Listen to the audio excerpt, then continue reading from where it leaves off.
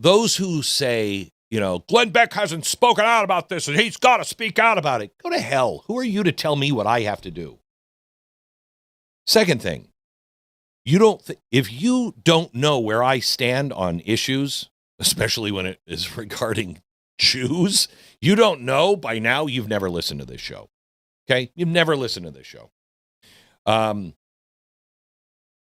if you think that you are more outraged than I am, have your children been dragged into it? Have your children been questioned, like, why were they there? He loves the Jews, and they were suspiciously close to him when he died. Were your children brought into it? Because mine were. For me, it's personal. But that's no business of yours or anybody else. That's for me and my wife and my family. I want to talk to you about principles. So let me lay out a couple of principles here. I've lived my life since I was 13 years old behind a microphone, okay? And I have been successful and a failure and successful and failed and successful again, okay? I've lived long enough to see what fame can do to me and to others. And it's not the applause that's harmless on the surface, not the money, because that's just paper on the surface. Fame is battery acid for the soul. I've said that for a long time, but I want to go into this principle a bit. Fame burns slowly. It doesn't scar all at once. It corrodes you from the inside. It corrodes your identity. If you don't know who you are before the spotlight hits you, that bright, garish spotlight, that spotlight will then tell you who you are, and it will lie to you every step of the way. This is an important principle for you to understand because the spotlight is on all of us. When I got into this, I had to work to build an audience. Now, members of my audience have an audience. Okay? You can have an audience. This applies to all of us. In this age of social media, being the one is very dangerous. And when I say the one that's trending, the one that it's exposing, the one that is feared, the one that's being debated about, the one that is changing minds and hearts, the one, whatever it is, it's intoxicating. And it feels like purpose. It feels like destiny. It feels like righteousness. Yeah. But it's a drug. And it's interesting because you are both the user and the dealer. Because media, social media or mainstream media, it's not, you are using the drug and it's lying to you, but you're also dealing the drug. Because you might have hit something that was honest, but then if things start to slide at all, you have to find out what that next honest thing is that will take you to the next level. And that's really hard. You have to be able to walk away from all of it. You have to be able to say, it's not that important to me. You have to be, how many times have I offended this audience? How many times have you probably listened to the show and went, what the hell is wrong with you? Why would you say that? Do you not know who the audience is? Yeah, I do. I do. And there have been times when I've almost driven you away because I felt, well, a couple of times because I was arrogant and I thought I knew better than you. That was a huge mistake. That's my fault. That's stupidity. But other times, like for instance, when I printed Addicted to Outrage, thank you. I can barely remember it because it sold like 4 books. When I published Addicted to Outrage, I knew it wouldn't do well. I knew it wouldn't do well. But it was important for me to talk about what outrage can do to you. It was important for me to say, you know what, I've made mistakes and I've learned from it. For me. But when you're addicted to that high, you addict others to that high as well. You got to keep the audience high, which means you have to push harder. You have to dig deeper. You have to reveal something darker, something more shocking than what I told you yesterday, something even more forbidden, because yesterday's outrage isn't a big enough drug. That's what got me high yesterday. It won't get me high today. And sometimes that pursuit uncovers real corruption. Sometimes it does serve justice.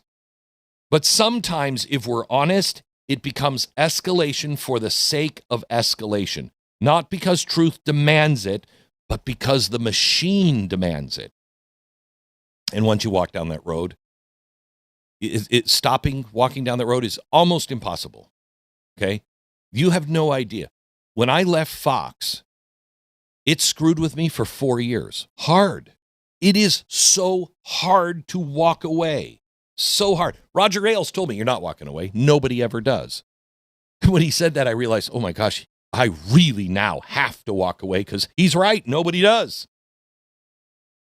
But when you walk away from just the outrage part, not the fame, just the outrage part, I guarantee you're going to be accused of selling out. If you show restraint, you've been compromised. If you choose mercy, you're protecting evil. And it's the very crowd that lifted you up that will turn on you the moment you refuse to go further. One of the saddest things for me is you've listened to me for 25 or 30 years, and I can say one thing, and all of a sudden you'll say, you're a traitor. And it's like, what? Really? Is that how shallow our relationship is? This is principle. And here's the principle that I think we have to defend. And it goes right to the bride of Charlie Kirk. Can we leave the grieving to their grief? You may not like somebody. You may not trust somebody. You might disagree with them. You might believe they're wrong about everything. But grief is sacred ground, and it's not battleground for speculation. If someone dies and you believe a crime occurred, there's a process to that. There are investigators. There are courts. If you have evidence, give it to the authorities. If you have resources, quietly fund the pursuit of facts. You don't conduct a trial through thumbnails and trailers. Let me explain it this way, because I'm a former alcoholic DJ. Let's say a small town family loses their father in an accident, suspicious, however. The town is divided. Rumors are starting to swirl. And one local radio host like me begins asking questions, not with evidence, but with feelings. I don't know. I feel. And they're very, very guarded and careful. They'll hint, they'll imply, they will build the audience on suspicion, but they'll never truly accuse because I'm going to pay for that one in a court of law.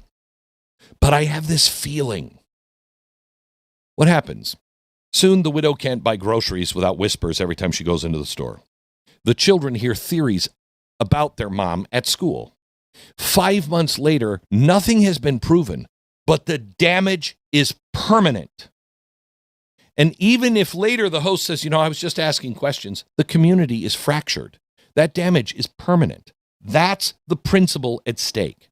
Free speech matters deeply. I will defend someone's right to say the things. I will defend their right to say the despicable things they've said about my children and me, because they have a right to say it. And the moment we start silencing people that we disagree with, we lose. We lose our freedom. We lose the republic. But free speech is not the same as moral obligation and responsibility. Free speech comes with responsibility. And the First Amendment protects your right to speak. It does not compel you to speak. It doesn't sanctify escalation. It does not require you to monetize suspicion, because there's a difference between investigation and insinuation, between courage and compulsion, between truth-seeking and audience-feeding. And fame, if you're not careful, convinces you that every instinct must be broadcast. I suffer with this so badly. I don't know, I have this feeling I should say that. No, not everything you think, not every suspicion needs to be shared. Not every silence is weakness. Sometimes it's strength. Sometimes restraint is the highest form of strength. We should be rallying around principles that make us more human, not more viral. Decency, process, presumption of innocence, respect for grief.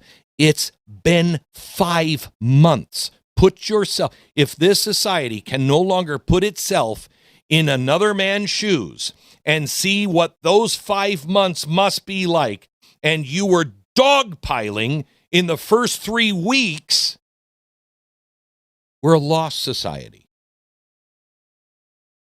Once we normalize turning mourning into content, none of us are safe from being content ourselves.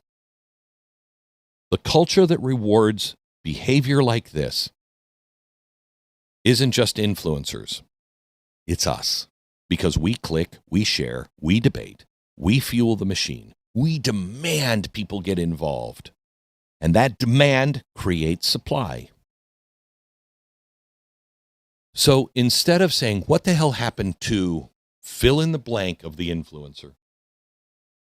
What the hell has happened to the right or to the left? Maybe the question is, what is happening to us? If we don't anchor ourselves in who we are, and my opinion shouldn't matter more than your opinion. Glenn's got to speak out on this because his opinion, my opinion is no more important than your opinion. If you are waiting for me to endorse your opinion, you're lost. Don't have power. There's power in you. But you got to know these things before the likes, before the numbers, before the praise, or all of us are going to be swept away by whatever gets the most reaction. Truth requires patience. Justice requires evidence. Grief requires space. These are not partisan values. These are civilization values. If you lose the civilizational values, it doesn't matter who wins the argument.